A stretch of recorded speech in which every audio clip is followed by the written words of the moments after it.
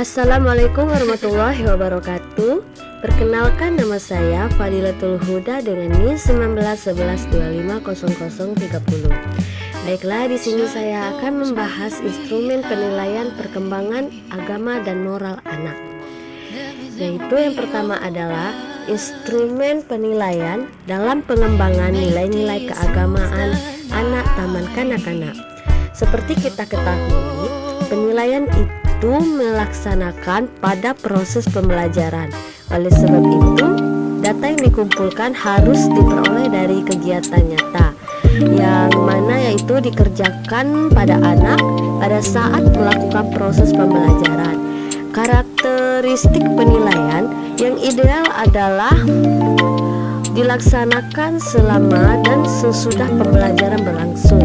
Bisa digunakan untuk formatif formasi, bersinambungan, terintegrasi, dan dapat digunakan sebagai feedback. Selanjutnya yaitu adalah petunjuk penggunaan instrumen penilaian pengembangan nilai-nilai keagamaan anak usia dini.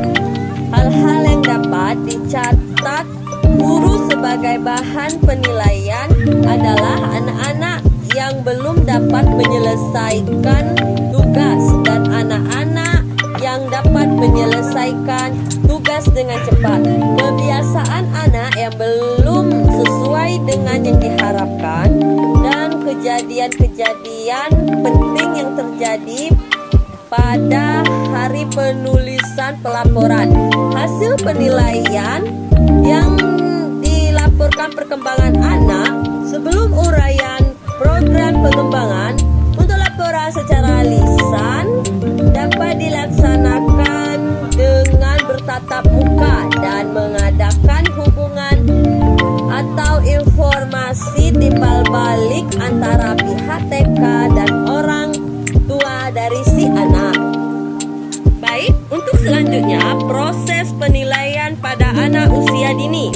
Dalam kurikulum 2013 PAUD, penilaian yang dilakukan oleh pendidik yaitu dengan pendekatan autentik atau authentic assessment. Menurut Morrison, ciri-ciri penilaian autentik adalah berdasarkan kurikulum. Anak dinilai berdasarkan apa yang mereka pelajari dan kerjakan.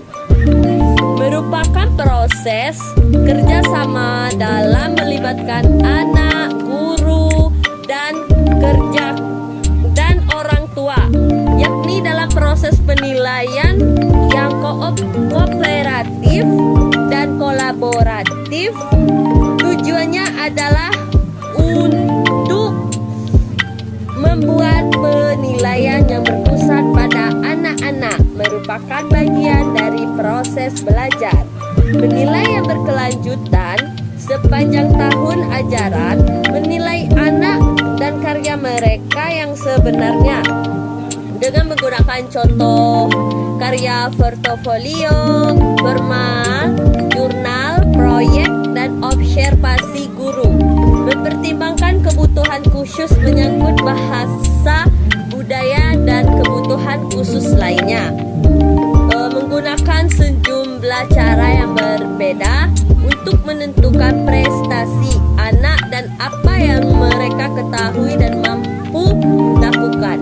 Penilaian pada kurikulum 2013 pendidikan anak usia dini ini dilakukan melalui penilaian autentik melalui beberapa tahap. Baiklah, kesimpulan dari pembahasan ini adalah dalam rangka meningkatkan mutu pendidikan dan mencapai sumber daya manusia yang bermutu sesuai dengan standar kompetensi yang ditetapkan, maka perlu dilakukan penilaian proses dan hasil belajar secara sistematis dan berkelanjutan. Penilaian merupakan proses pengumpulan informasi oleh guru tentang perkembangan dan pencapaian pembelajaran yang dilakukan anak didik melalui berbagai teknik yang mampu mengungkapkan, membuktikan, atau menunjukkan secara tepat bahwa kompetensi yang telah ditetapkan benar-benar dikuasai dan dicapai anak didik. Proses penilaian merupakan bagian tak terpisahkan dari proses pembelajaran